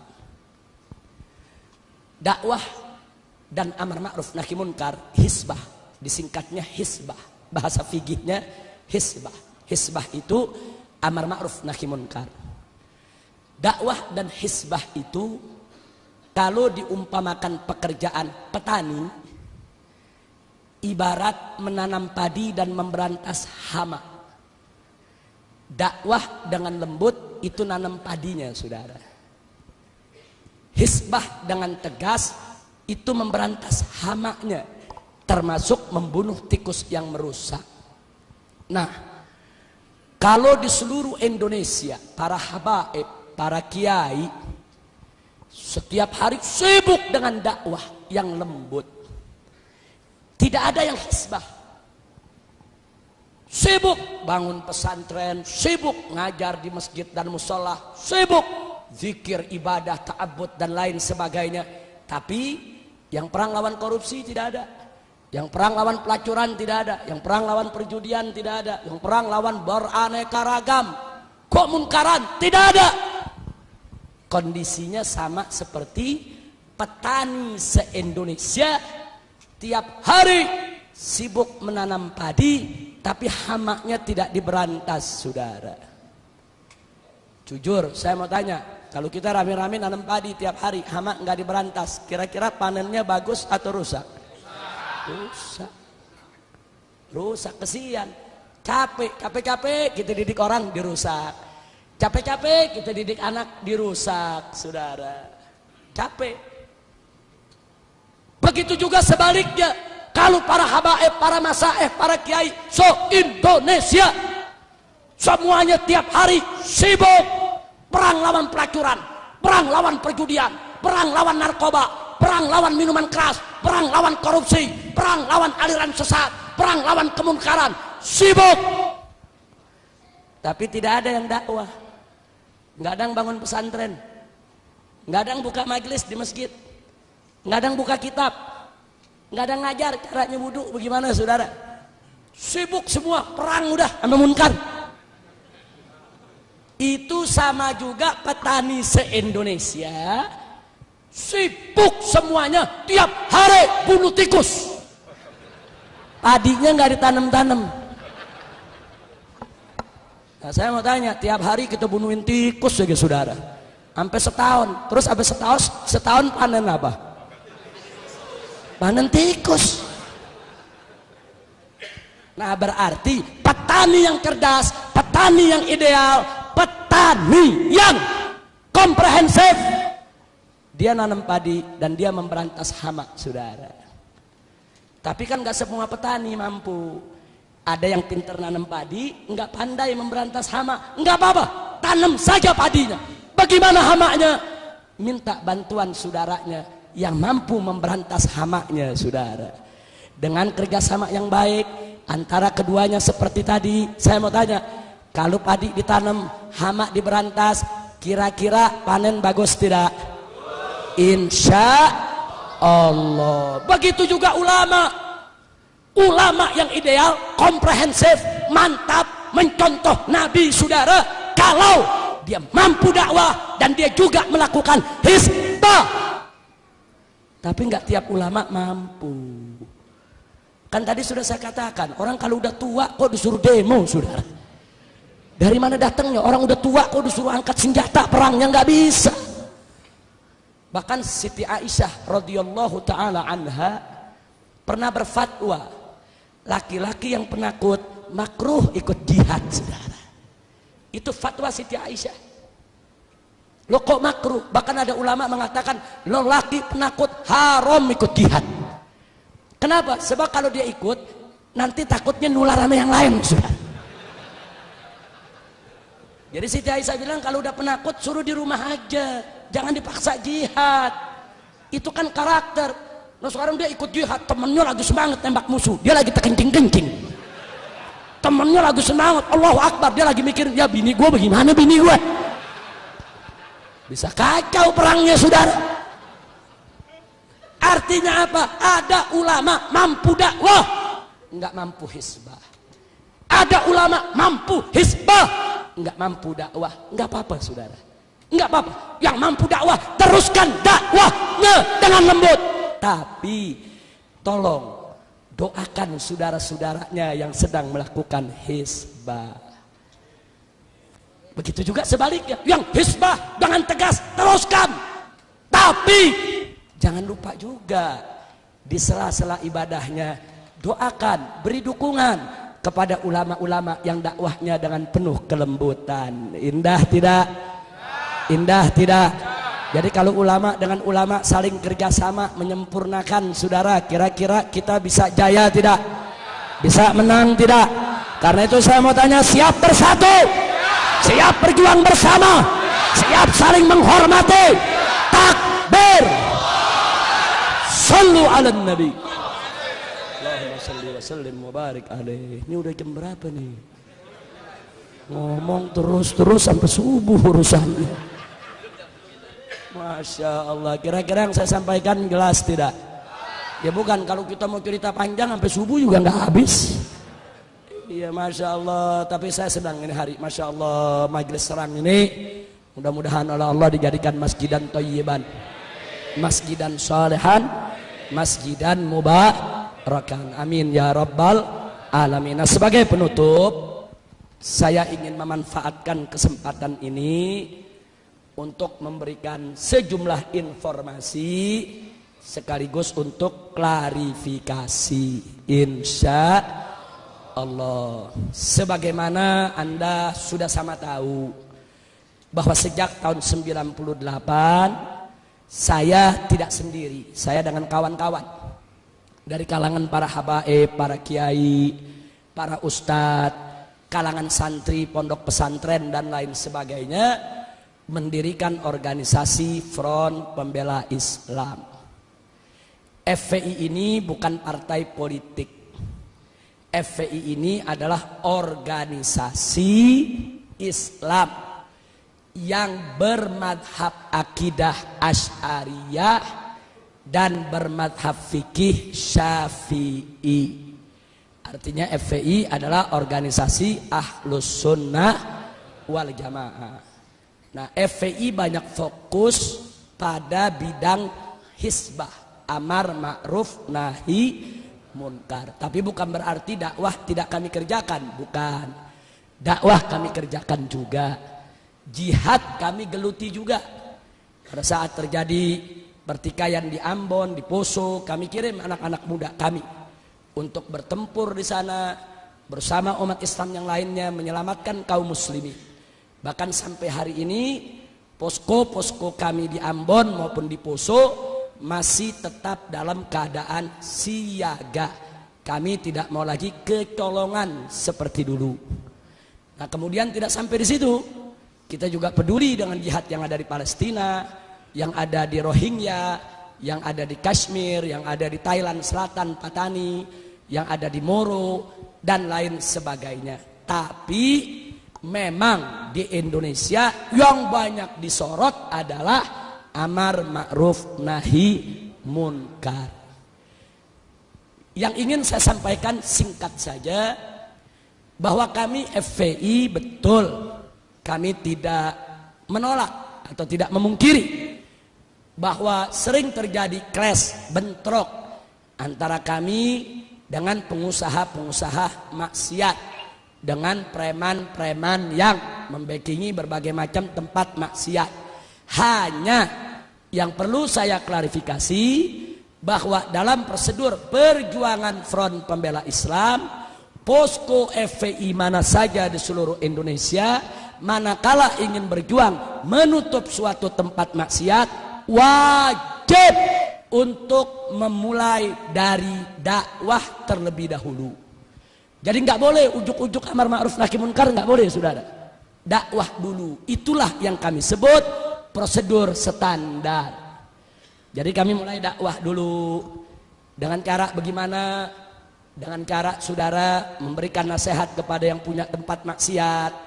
Kalau udah nggak bisa, kami laporkan kepada yang berwenang, baik mulai dari RT, RW, lurah, camat, bupati, sampai kepada gubernur.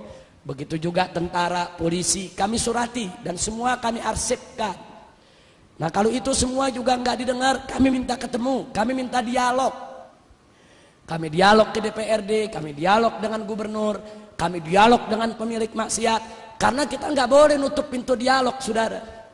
Nabi sendiri dulu diajarkan oleh Allah kepada orang kafir pun dialog. Wajadilhum billati hiya ahsan. Nabi disuruh dialog, sama orang kafir aja kita mesti dialog. Apalagi yang bukan kafir, saudara. Wajib untuk dialog. Nah, kalau dialog-dialog ini tidak membuahkan hasil, kami mengambil jalan lain, yaitu dengan melakukan demo. Demo itu pilihan berikut. Nggak ada ujuk-ujuk demo, saudara. Demo itu maksudnya unjuk rasa. Mungkin selama ini kami kirim surat, hurufnya kekecilan, pejabat nggak bisa baca. Jadi kami demo pakai spanduk, hurufnya gede biar pada baca. Itu kan filsafatnya, saudara. Mungkin selama ini kami dialog dengan bahasa lembut nggak kedengeran. Jadi kami datang demo pakai speaker yang gede biar semua dengar suara itu, saudara. Nah, kalau itu sudah tidak mempan juga, nah kami ada tahapan-tahapan lain, tahapan ultimatum, tahapan peringatan dan seterusnya. Kalau semua jalan mentok, maka kami kembalikan ke masyarakat yang melaporkannya.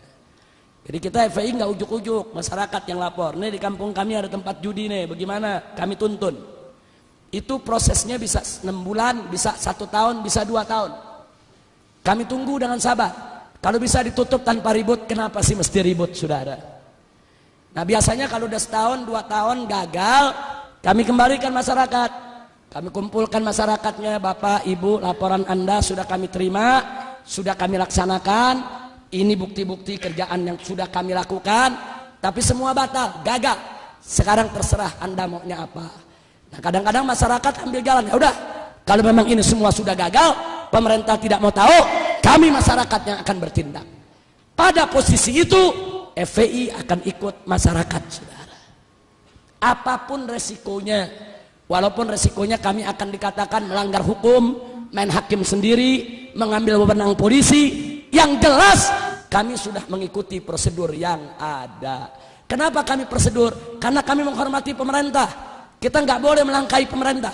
Kita nggak boleh melangkahi umaro, saudara. Kita nggak boleh sebelum kita lapor ke umaro kita main hakim sendiri, haram. Pemerintah kita angkat untuk melaksanakan tugasnya. Cuma yang jadi persoalan, manakala pejabat dengan penjahat berkolaborasi kerjasama dalam maksiat, masyarakat hanya ada dua pilihan. Satu, duduk jadi penonton saja, atau berdiri melakukan perlawanan. Kami dari FPI milih yang kedua, kami diri, kami lawan. Kami nggak mau untuk menjadi penonton, saudara. Nah, yang begini inilah pada akhirnya begitu bentrok, baru masuk TV, saudara. Nah, jujur aja saya mau tanya, FPI lagi dialog, emang ada di TV? FPI tulis surat, emang masuk di TV?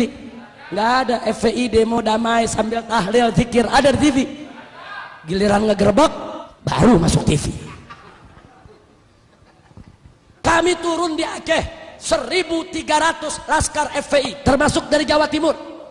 Dari Jawa Timur ini hampir 400 pemuda kami kirim ke Aceh pada saat terjadi tsunami. 4 bulan kita kerja, 100.000 mayat kita evakuasi. Kita cari mayatnya, masukkan ke kantong mayat, sholatkan, kuburkan. 100.000 mayat. Ada masuk TV? Nggak ada. Turun di Padang, turun di Jogja, turun di berbagai daerah bencana, bangun sekolah-sekolah darurat, bikin dapur-dapur umum, saudara, buat juga kesehatan gratis untuk para pengungsi. Ada masuk TV? Tapi giliran FPI lagi ngemplang liberal, masuk TV.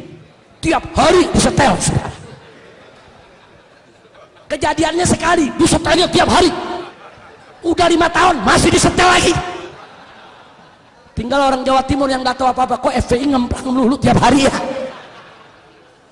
Masya Allah. Tapi nggak apa-apa, ini adalah perjuangan. Ini namanya perjuangan, dinamika, nggak apa-apa. Memang kami tidak punya TV, kami tidak punya radio, kami tidak punya media, tapi yakinlah, kalau ada orang yang membenci FPI karena salah informasi, kami yakin begitu suatu ketika dia mendapat informasi yang benar, kebenciannya akan hilang.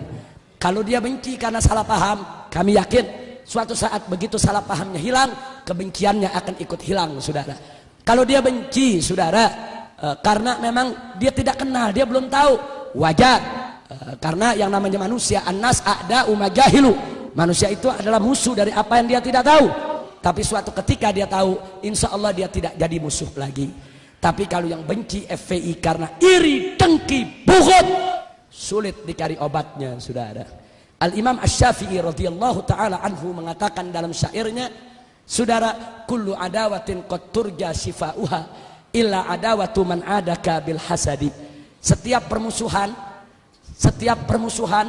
bisa diharapkan obat penyembuhnya, kecuali permusuhan dari orang yang memusuhimu karena iri dan dengki. Orang kalau sudah bukut, iri, dengki, walaupun kita baik tetap jelek, walaupun kita udah benar tetap salah, apalagi salah. Nah, udah susah. Kalau udah begitu kita serahkan saja, fatawakkal Allah. Nah ini yang saya ingin klarifikasi. Nah yang terakhir yang saya ingin klarifikasi juga, saudara, adalah hal-hal yang sebetulnya pemerintah mesti adil. Saya kasih contoh, waktu terjadi peristiwa Kendal, Jawa Tengah. Waktu terjadi peristiwa Kendal, FPI di sana tidak sweeping, tapi FPI di sweeping. FPI di sana tidak merusak, FPI yang mobilnya dirusak dan dibakar. Jadi FPI di sana tidak main hakim sendiri. Justru Kapolres Kendal mengatakan FPI datang ke polisi, minta polisi yang turun. Hanya FPI terjebak, dikepung para preman, panik, terjadilah apa yang terjadi. Nah, saya tidak persoalkan itu, saudara. Yang saya persoalkan, tiba-tiba presiden bicara di televisi. Presiden mengecam FPI anarkis, FPI mempermalukan Islam, FPI mencederai Islam, dan seterusnya. Saya tidak marah. Presiden memarahi FPI silakan. Presiden mau jewer FPI silakan. Presiden mau tegur keras FPI silakan. Tapi presiden mesti adil menegurnya. Kalau FPI yang minta ditutup tempat pelacuran ditegur, lalu tempat pelacuran di Kendal yang operasi bulan Ramadan, kok presiden gak tegur? Mestinya tegur dong dua-duanya. Hei tempat pelacuran, kenapa kau masih buka sampai bulan Ramadan buka? Hei Kapolda Jawa Tengah, hei Kapolres setempat, ada apa tempat pelacuran buka di siang hari bulan Ramadan? Mestinya presiden marah dong. Setelah itu presiden tegur, hei FPI, kalau ada tempat pelacuran yang buka, kau jangan main hakim sendiri, kau jangan main pukul, awas. Kalau FPI begitu, kami tindak. Kalau begitu cara bicara presiden, saya terima. Ini enggak, pelacurannya presiden diem. Ya. Giliran FPI-nya ditegur, FPI mesti begini, FPI mesti begitu. Nah pelacurannya kenapa ente diem? Baik, FPI salah karena ingin menutup tempat pelacuran saudara tanpa izin pemerintah. Baik, katakan FPI salah. Lalu yang membuka tempat pelacuran, apa mereka tidak salah? Catat baik-baik saudara. Di Indonesia ada undang-undang human trafficking, perdagangan manusia. Dan itu juga undang-undang internasional yang diakui oleh Perserikatan Bangsa-Bangsa. Di dalam undang-undang human trafficking, undang-undang perdagangan manusia, salah satu yang dilarang adalah pelacuran. Jadi kalau ada negara yang membiarkan pelacuran, berarti negara tersebut dianggap melakukan perdagangan manusia, melanggar hak asasi manusia internasional. Kalau FPI salah di bawah karena dianggap main hakim sendiri, presiden lebih besar kesalahannya karena membiarkan pelacuran yang sudah dilarang oleh undang-undang nasional maupun internasional. Nah, kan ini negara hukum saudara. Kita mesti bicara berdasarkan hukum. Nah makanya begitu beliau bicara, saya lawan, saya jawab, saya minta pertanggungjawaban. Baik, kau mau bubarkan FPI silakan, tapi kami minta bubarkan semua pelacuran di Indonesia. Jangan FPI bubar, pelacuran ente piara. Yeah. Kira-kira jelas tidak? Nah, jadi adil saudara. Kalau adil enggak apa-apa. Saya enggak pusing kok. FPI mau dibubarin saya enggak pusing. Ini malam Front Pembela Islam yang disingkat FPI dibubarkan. Enggak apa-apa. Besok pagi saya bentuk lagi Front Persatuan Islam. Singkatannya sama FPI. Dibubarin lagi saya bikin lagi Front Persaudaraan Islam. Singkatannya sama FPI, yang mimpin dia juga. Dibubarin lagi enggak apa-apa, saya ganti lagi jadi Front Penjaga Islam. Singkatannya sama, yang mimpin sama, kerjaannya sama. Enggak, saya enggak pusing. Karena FPI hanya organisasi, alat juang, bukan tujuan. Tujuan kita adalah ridho Allah subhanahu wa ta'ala. Ada FPI, enggak ada FPI, amar ma'ruf nahi munkar wajib untuk kita perjuangkan. Nah baiklah, terima kasih atas semua perhatian, dan saya mau sampaikan informasi penting di ujung acara ini. Setahun yang lalu saya diundang oleh yang mulia sahabat kami tercinta, orang tua kita semua, Kiai Haji Hasan Mutawakkil. Beliau adalah saat ini menjabat ketua PWNU Jawa Timur. Jadi beliau mengundang saya, kita dialog cukup panjang, hampir lebih dari 1 tahun. Waktu itu saya didampingi oleh Habib Abdurrahman Assegaf. Intinya beliau menyampaikan bahwa program NU Jawa Timur ini, dan ini patut kita dukung semua, bahwa NU dengan pemerintah sudah sepakat bahwa tempat pelacuran doli harus ditutup. Takbir. Nah karena itu beliau mengundang saya, waktu itu kita diskusi, dan saya juga diundang pada acara HUT NU di Jawa Timur ketika itu. Nah, jadi kita berikan pemikiran-pemikiran kita, pengalaman-pengalaman kita, tapi intinya saya setuju dengan apa yang disampaikan oleh PWNU Jawa Timur, bahwa penutupan doli itu tidak boleh sekaligus serta-merta, tapi harus dilakukan secara bertahap untuk menghindarkan adanya konflik horizontal. Nah ini saya senang betul, dan saya ketemu dengan pimpinan Ikamrah, ada di sini orangnya waktu itu, yaitu Haji Ali Badri. Jadi waktu beliau jemput saya di airport, saya ngomong sama Haji Ali Badri, Haji Ali Badri, ini Jawa Timur terkenal banyak kiainya, banyak pesantrennya, banyak NU-nya, banyak majelis taklimnya, tapi luar biasa tempat pelacurannya paling gede se-Asia Tenggara. Haji Ali Badri dengar begitu nggak bisa tidur, saudara. Tapi alhamdulillah akhirnya beliau dengan ikamranya bergerak bareng dengan PWNU Jawa Timur, mendorong wali kota, mendorong gubernur, dan seterusnya. Insya Allah setahu saya saat ini sudah lebih dari 40%, sudah lebih dari 40%, yaitu pelacur-pelacur yang ada di Doli itu sudah disosialisasikan, sudah dikeluarkan dari Doli, sudah dikembalikan ke kampungnya masing-masing dengan diberikan pendidikan, keterampilan, dan diberikan modal supaya mereka tidak melacur lagi. Nah, sisa 60%.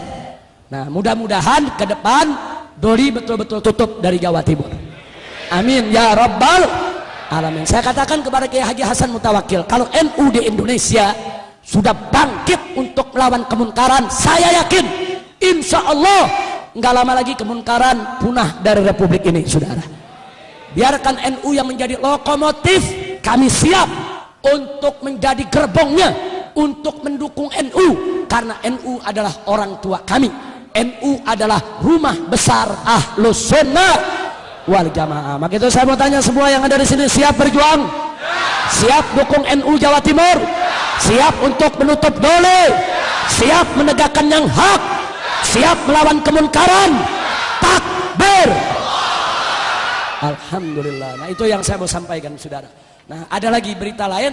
Kiai Haji Hasan Mutawakkil juga meminta, Habib, tolong berikan sokongan sepenuhnya oleh saudara-saudara kami di FPI, karena kami juga kiai-kiai di Jawa Timur yang istiqomah ingin berjuang membersihkan NU dari pengaruh-pengaruh liberal, saudara. Karena banyak penyusup-penyusup yang ngaku-ngaku NU padahal liberal, betul? Nah, sekarang saya mau tanya, NU itu liberal atau Ahlus Sunnah? NU itu liberal atau Ahlus Sunnah? Siap bersihkan NU dari liberal? Siap bersihkan NU dari liberal? Siap lawan liberal? Takbir! Allahu Akbar. Sallu ala Nabi. Salatullah salamullah ala Rasulillah. Salatullah salamullah ala Yasin Habibillah. Semua salatullah salamullah Rasulillah. Salatullah salamullah ala Yasin Habibillah. Tawassalna bismillah wa bil hadi Rasulillah. Tawassalna bismillah wa bil hadi Rasulillah wa kulli mujahidin lillah bi ahlil badri ya Allah. Salatullah salamullah ala Taha Rasulillah. Salatullah salamullah ala Yasin Habibillah. Ilahi salimil ummah minal afati wan nikmah. Ilahi salimil ummah minal afati wan nikmah.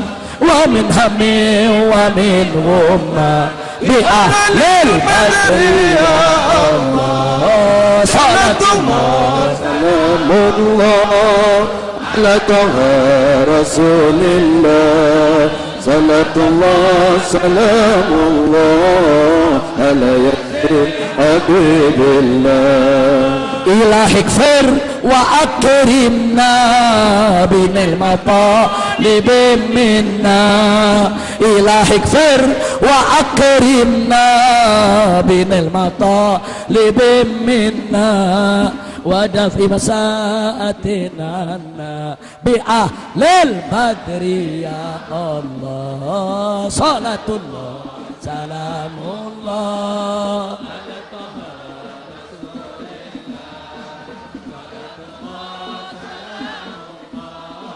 ala Yasin Habibillah. Wa salli ala nabiyil barri bila haddin ولا حسر وصل على النبي البري بلا حد ولا حسر وآل سادة غر بأهل البدر يا الله صلاة الله سلام الله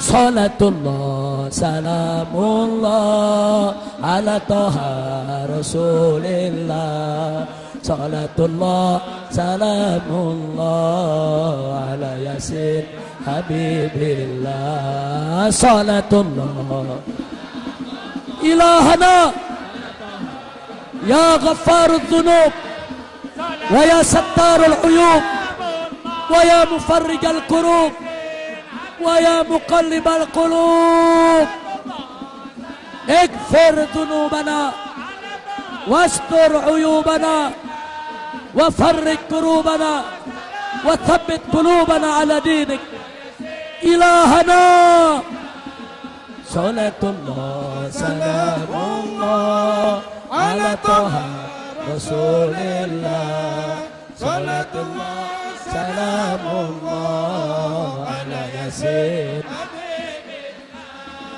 على ياسين على ياسين حبيب الله صلوا على النبي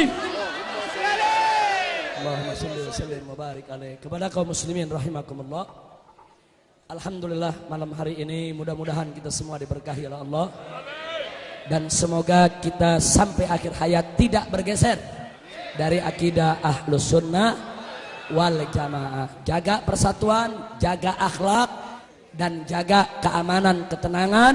Semoga Allah memberkahi kita semua, insya Allah. Nah karena itu saya mau tanya sebelum saya akhiri semua, sebagai ahlus sunnah wal jamaah siap cinta kepada Allah, siap cinta kepada Rasulullah, siap cinta kepada keluarga Rasulullah, siap cinta kepada para sahabat Rasulullah, siap cinta kepada ulama dan umara yang ikut Rasulullah, siap cinta kepada kedua orang tua, kerabat dan segenap umat Islam. Takbir, takbir. Untuk ke depan siap kita bersatu, siap berjuang, siap mati di jalan Allah. Takbir. Alhamdulillah. Nah itu yang saya mau sampaikan dan tolong doakan. Saya hari ini nggak bisa mengklarifikasi, masih banyak lagi sebetulnya persoalan. Ada persoalan Lamongan, ada masalah Miss Wood di Bali, ada masalah-masalah yang lainnya. Tapi tolong doakan.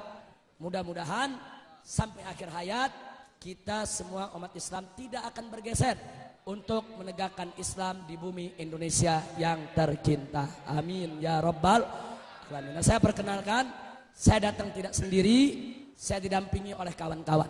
Di sini ada sahabat saya Habib Abdurrahman Bahlega Segaf dari Pasuruan. Beliau salah satu ketua Dewan Pimpinan Pusat Front Pembela Islam. Kemudian di samping beliau ada Kiai Haji As-Syekh Misbahul Anam At-Tijani. Beliau salah satu mursyid di Thariqah Tijaniyah dan beliau juga salah seorang pimpinan di Dewan Pimpinan Pusat Front Pembela Islam. Kemudian yang berikutnya ada Kiai Haji Abdul Qahar. Sengaja saya bawa kemari. Beliau adalah ketua Front Pembela Islam Provinsi Jawa Barat. Kemudian di sini masih ada bersama kami yaitu saya punya anak menantu Habib Ahmad Fikri Bafaraj yang masih kuliah di Azhar Mesir, tapi saat ini sedang berlibur dan mengikuti safari dakwah ini. Mudah-mudahan Allah memberkahi safari dakwah ini. Saya akan berada di Jawa Timur insya Allah sampai hari Ahad depan. Masih banyak acara di Pasuruan, di Malang, di Probolinggo, di Sampang, di Bangkalan. Mudah-mudahan semuanya manfaat untuk urusan dunia dan akhirat kita. Nah, yang terakhir, tolong diperhatikan. Saya serius betul mengajak Anda semua untuk berdakwah kepada mereka yang berbeda dengan kita. Saya serius supaya mereka kembali ke jalan yang benar. Setuju? Kami tidak main-main. Kami FPI dengan Ahmadiyah Itu dari tahun 2003 kami berhadap-hadapan. Terus kami perangi. Terus kami pengen bubarkan. Tapi sampai hari ini kami tetap tidak menutup pintu dialog dengan Ahmadiyah. Tahun 2009 kami bangun masjid di kampung Ahmadiyah di Tenjo Waringin, yaitu Kabupaten Tasik, Jawa Barat. Itu sampai tahun 2013 ini sudah hampir 800 orang Ahmadiyah kembali masuk Islam. Alhamdulillah. Jadi nggak betul itu fitnah itu. Oh, FPI mau bunuh Ahmadiyah, FPI mau bantai Ahmadiyah. Fitnah. Kami tidak akan ganggu mereka secara fisik kalau mereka tidak mengganggu kami secara fisik. Jadi sampai saat ini di sini ada Kiai Haji Abdul Qahar. Kalau nanti pengurus ada yang mau bertanya kepada Kiai Haji Abdul Qahar, ada berapa ribu Ahmadiyah di Jawa Barat yang sudah kembali ke dalam ajaran Islam. Jadi kami nggak berhenti dakwah. Jadi sekalipun kami lawan Ahmadiyah, kami kafirkan Ahmadiyah, kami sesatkan Ahmadiyah, tetap kami dakwah, kami ajak mereka secara baik-baik, lembut, ramah, santun, arif, bijak, dan akhirnya mereka banyak yang kembali. Mudah-mudahan semua Ahmadiyah kembali kepada jalan benar. Nah, itu saja yang bisa saya sampaikan. Jadi sekali lagi saya serius ingin mengajak semua, ayo kita berdakwah, ajak semua umat Islam untuk ikut jalan Ahlus Sunnah wal Jamaah. Mudah-mudahan Allah memberkahi kita semua. Itu saja yang bisa saya sampaikan. Jangan ada meninggalkan tempat sebelum acara ditutup oleh pengurus masjid dan sebelum doa ditutup oleh salah seorang orang tua kita. Saya tidak akan baca doa, biarkan orang tua kita yang baca doa. Itu saja. Terima kasih atas segala perhatian. Mohon maaf atas segala kekurangan. Hadaniyallahu wa iyyakum ila siratikal mustaqim. Wassalamualaikum warahmatullahi wabarakatuh.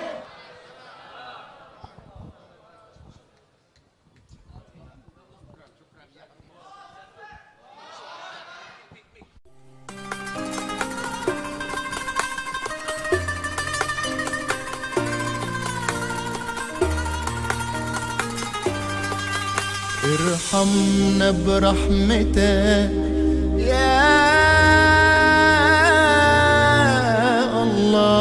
الله وارزقنا بجنتك يا الله ارحمنا برحمتك يا